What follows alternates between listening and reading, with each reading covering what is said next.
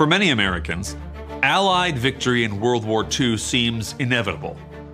But on the eve of war, a vast majority of Americans of the day wanted to remain neutral in the face of Nazi and Japanese aggression.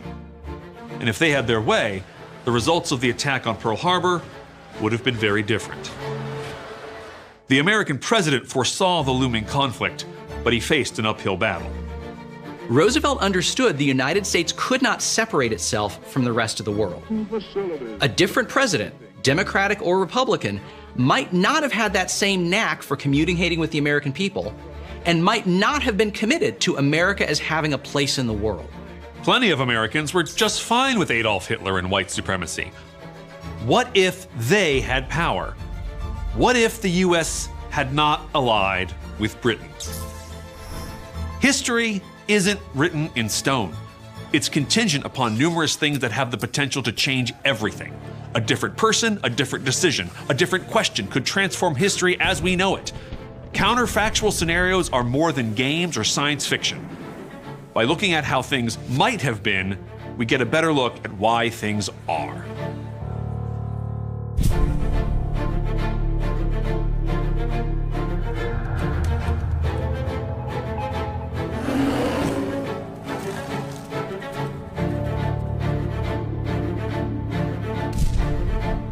In this episode, I ask, what if the Allies lost World War II?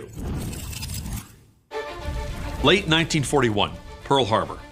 3 waves of Japanese aircraft attacks devastate the entire American fleet. Not a single ship survives, leaving America defenseless.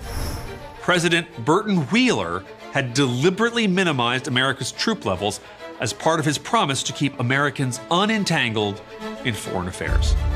For over a decade, no new naval ships had been constructed, and America's 6 aging battleships and lone aircraft carrier now lie at the bottom of Pearl Harbor. The president vows to fight, but the isolationist 1930s have laid America's military cupboard bare. Japan seizes Guam, Australia, New Zealand, American Samoa, and parts of Alaska. The president is forced to sign a humiliating treaty exchanging Hawaii for Alaska in 1942. Meanwhile, a lack of American shipping has doomed Britain to a long, slow defeat in the war with Hitler. By 1943, Japan controls Asia and the Pacific, while Hitler rules all of Europe and the North Atlantic. America signs treaties of friendship with both Axis powers. World democracy, as we know it, is destroyed. And all of this because Franklin Roosevelt did a favor for a reporter in 1933 and was assassinated. Some Americans assume that Allied victory in World War II was foreordained. They point to America's industrial might pushed to its max during the war. Others simply say it was plain old American know-how. One of my friends, while I was writing this episode, gently reminded me that the US did not fight alone. The Soviet Union lost tens of millions of lives. So did China when viciously attacked by Japan. Britain held out alone against Nazi Germany for over a year, enduring round after round of bombings on civilian population centers. Americans won the war as part of the Allies. But where did the Allies come from? In 1938, the British Prime Minister claimed that the US couldn't be relied on for more than words. Within 2 years, however, the US had reversed itself and become a silent partner in Britain's struggle. And that is surprising, because the dominant political philosophy in the United States at the time was isolationism. The prevailing political wisdom was to leave the rest of the world alone. But Franklin Roosevelt bucked the trend. We must increase production facilities for everything needed for the Army and Navy for national defense. Roosevelt fought for Americans to prepare their country and their armed forces before the war started, something never before done in American history. The years of preparation between 1938 and 1941 paid invaluable benefits when the fighting began in December 1941. If American industrial might won the war, then we must also consider that Roosevelt pushed to ramp up production long before fighting broke out between the Axis and the USA. Would industrial capacity have won the war for the United States? Not if they hadn't started until December 1941. The attack on Pearl Harbor was devastating, but within a year, United States naval forces had rebuilt and repaired the ships. Plus, the Roosevelt administration already had new ships in the pipeline before fighting broke out. And some of the ships in production were aircraft carriers, which ended up being decisive in the Pacific War. It would have been a different war if the isolationists had been in power when Pearl Harbor happened. Now, no American president is going to sit by when 3,000 Americans die. The question is, what resources will the U.S. have to respond to that? Roosevelt had been building a navy to fight the Japanese. An isolationist administration that had not been building a navy might not have had the capability to do anything about Pearl Harbor. In fact, isolationism played a role in Japan's planning the attack. As historian David Kennedy notes, if fully successful, it might cow the isolationist Americans into acquiescing in Japan's dominance over China and the Pacific. Admiral Yamamoto, who was head of the Japanese Navy, understood the U.S. very well. He'd attended Harvard University, he was a great poker player, he knew the U.S. And he knew American industrial potential. Yamamoto said on the eve of war that for 6 months he could run wild. Yamamoto Isoroku designed the Pearl Harbor attack in part to exploit American political divisions. Yamamoto's plan was a tactical success, a devastating surprise attack. But its political effects did not go the way Yamamoto wanted them to. That was because support and planning to protect world democracy came from the very top, Roosevelt in the White House. Roosevelt came from America's elite, but he had a knack for talking to the common man. Not every politician has that ability. Roosevelt could sell his policies to the American public in a way that other politicians simply couldn't. In the midst of the Great Depression, the United States was a polarized place. A third of the population was out of work. There was serious suffering. Roosevelt was seen by many in the Republican Party as a dangerous revolutionary, as a socialist, and so there was a great deal of visceral opposition to Roosevelt and everything he stood for. Roosevelt's fight for world democracy almost never happened because an assassin tried to kill him before he even took office. That Franklin Roosevelt ever became president seems a little far-fetched itself. He had been the Democrats' nominee for vice president on one of the worst tickets in American history.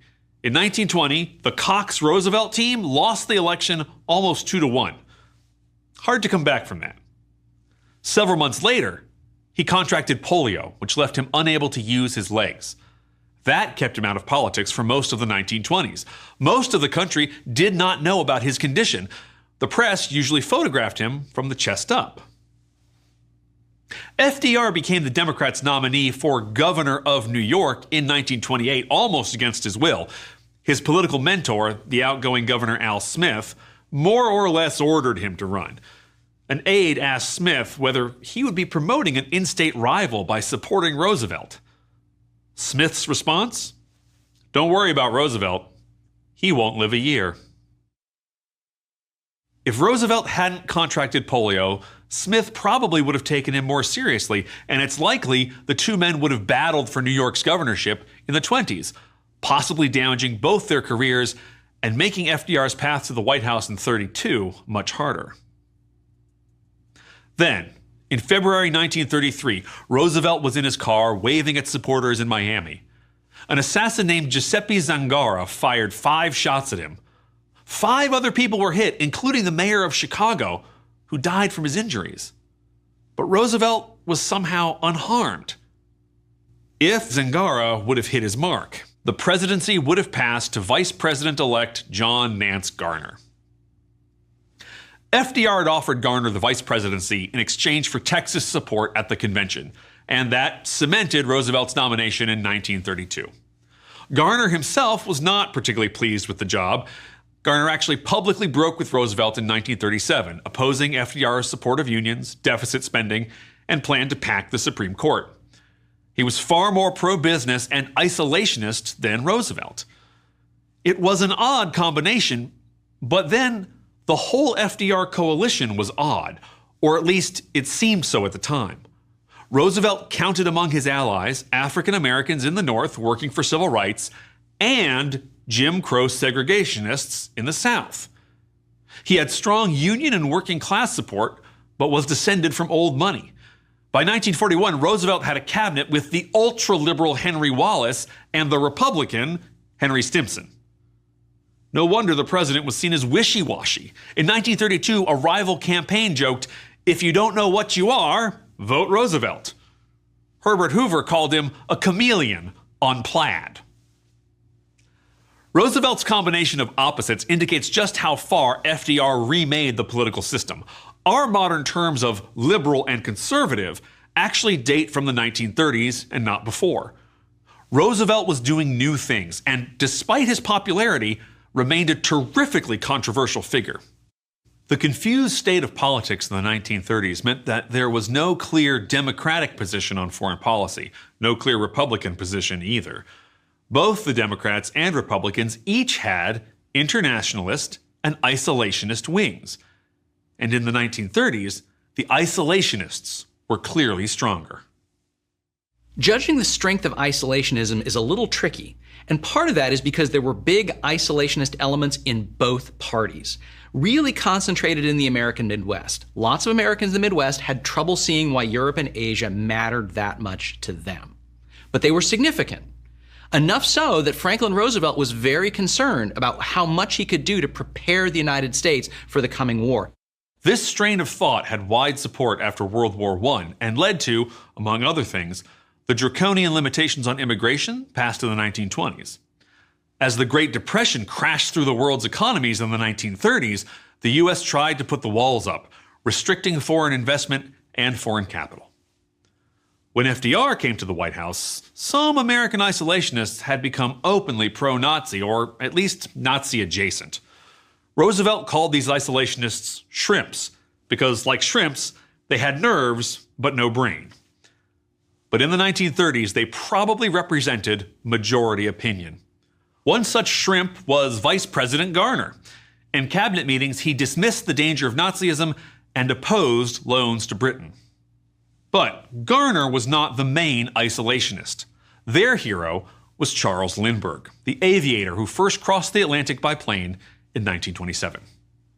But in the 1930s, Lindbergh became infatuated with Hitler's Nazi regime, expressing admiration for its armaments and declaring that Germany had a sense of decency and value, which in many ways is far ahead of our own. Lindbergh openly declared that the preservation of the white race was the most important goal of civilization. Lindbergh was not alone. Industrial giant Henry Ford shared Hitler's hatred of the Jews. In 1920, Ford had published a book called The International Jew, The World's Foremost Problem, which blamed almost all American problems on the Jews. In 1938, Hitler awarded Ford the Grand Cross of the German Eagle. But isolationism went beyond apologists for Hitler.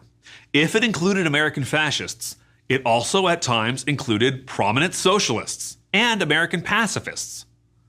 The right-wing Republican Senator Robert Taft was an isolationist. So was populist New Deal Democratic Senator Burton Wheeler. In 1937, a Gallup poll found that 69% of Americans still wanted neutrality. Isolationism had such broad appeal because many Americans had a World War I hangover. Woodrow Wilson had sold World War I to the American people on the idea that it would make a better world, a world safe for democracy. And however you looked at the 1920s and 1930s, it didn't look like the world was much better. So Americans could be forgiven for thinking they'd been sold a bill of goods, that they'd fought World War I to make a better world that just hadn't happened. The isolationist bent was behind the Neutrality Acts of the 1930s, the laws which demanded embargoes on all belligerents in foreign wars, with no accounting for aggressor or defender. Isolationism was a broad political movement with robust support, and by 1938 had been around for 2 decades. It was the mainstream. And for many politicians, it was an easy path to take. It can satisfy the right, it can satisfy the left, and it doesn't require you to do anything. Isolationists in the U.S. had some things going for them. Mistrust of the outside world, mistrust of bankers who led the U.S. into the Depression. And they had charismatic leaders. Charles Lindbergh, hero of American aviation, was an isolationist. Father Charles Coughlin, a radio priest, had a quarter of the U.S. population listening to his radio show, and he was an isolationist and didn't like Jews.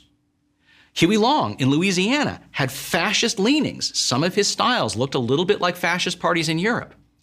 Put those people together and you have charismatic leaders who are blaming American problems on outsiders in a way that's very attractive and might have led the U.S. away from involvement in World War II.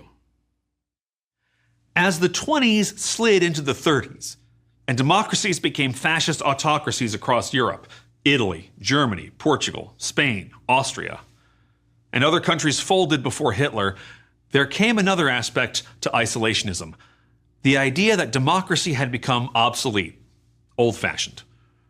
Americans, wrote Robert Sherwood, had begun to think that a totalitarian system is efficient and therefore must conquer a democratic system which is necessarily inefficient.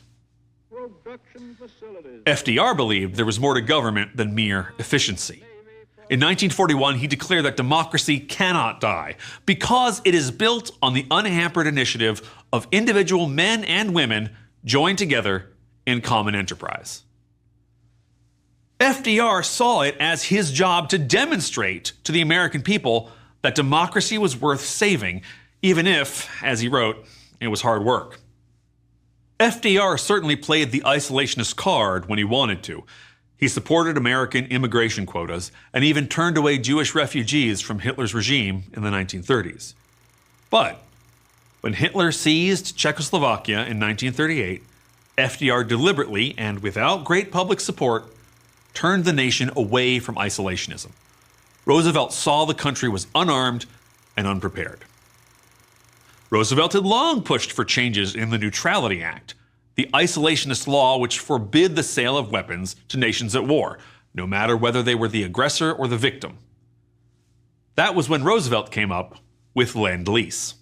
One of the ways that Roosevelt was quite clever in handling the isolationists was the Lend-Lease Act. Lend-Lease was based on the idea that the U.S. wouldn't give a weapon or sell a weapon, it would loan it with the expectation the weapon would come back. Now, you can imagine at the end of a war, the weapon that's returned may not be in very good shape. But for Roosevelt, it didn't matter. He was getting around the limits of what American neutrality would allow him. As important, Roosevelt pushed for America's first peacetime draft. It was a tremendous fight because the U.S. had traditionally declared war and then built up an army. Roosevelt was trying for an unprecedented third term.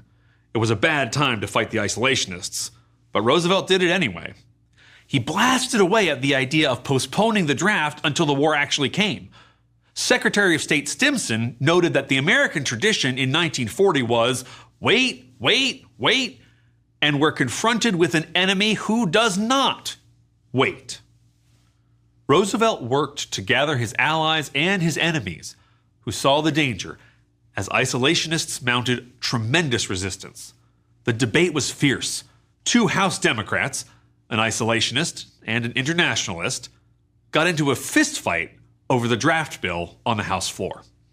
Wheeler said a draft would slit the throat of American democracy. This was despite the fact that the more Roosevelt talked about preparedness, the more the American public seemed to listen. By 1940, over 60% of Americans, according to a Gallup poll, supported a peacetime conscription.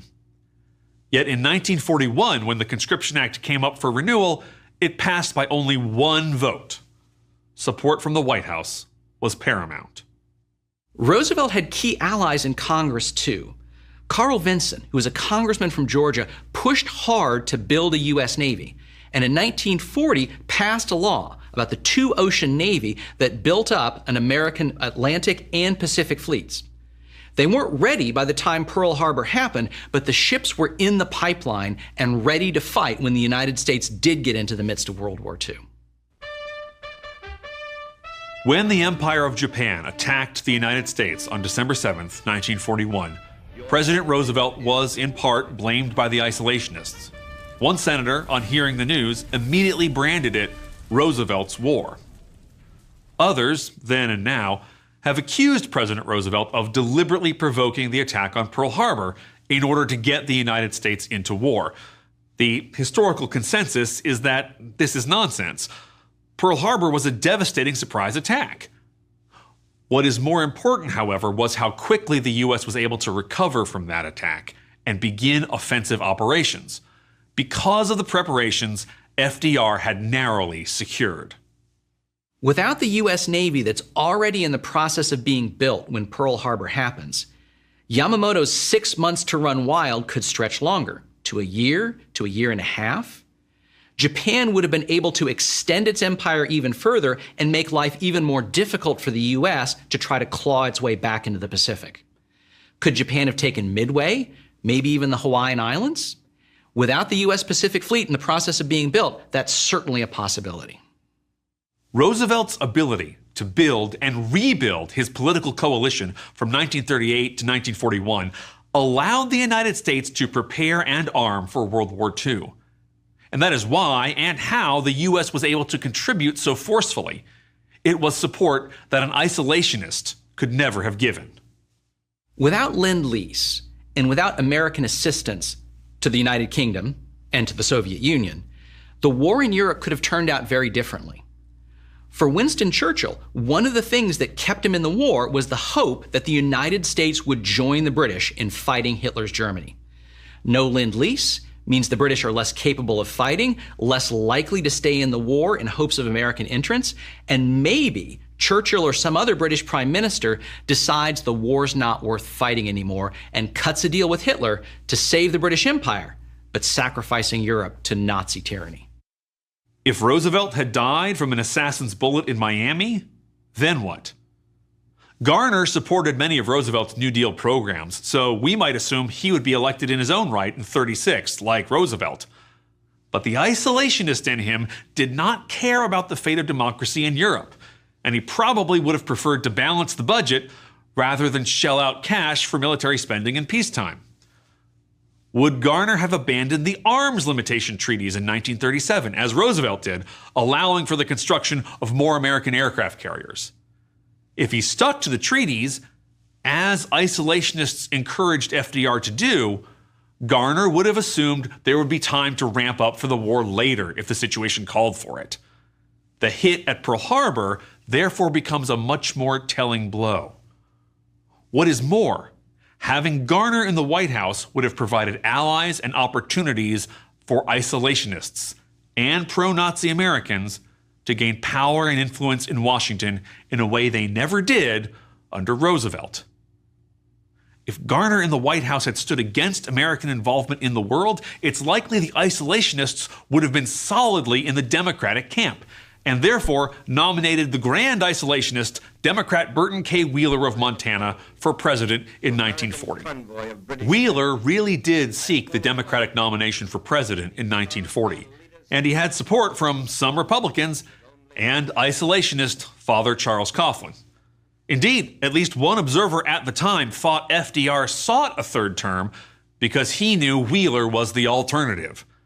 If Wheeler should be nominated, Roosevelt said, I'd vote for a Republican. Wheeler and Garner were no Nazis, but they believed that America required nothing but geography and character to get what it wanted. Wheeler voted against sending arms to Britain and demanded a peace platform at the 1940 Democratic Convention, long after appeasement had been shown to be empty, and after the draft and Lend-Lease were underway.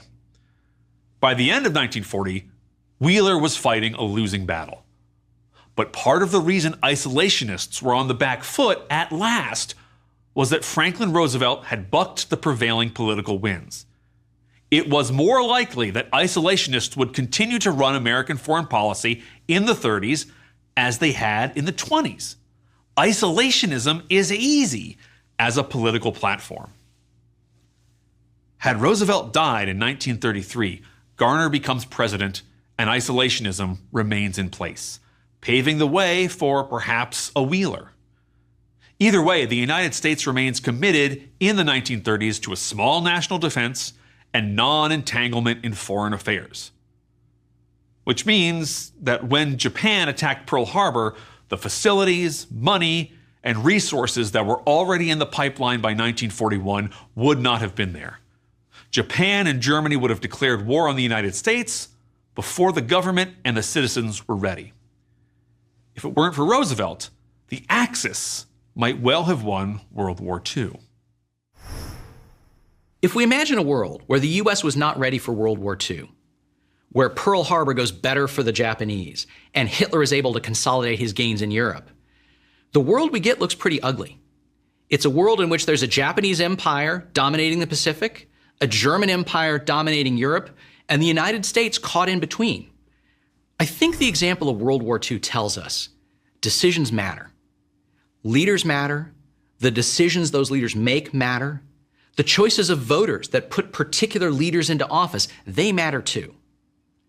The stakes are very high when we get into these questions of war and peace and foreign policy, and they matter a great deal. And what ifs bring that home, that we have to care because the consequences are so enormous. When we ask, what if Roosevelt had been assassinated?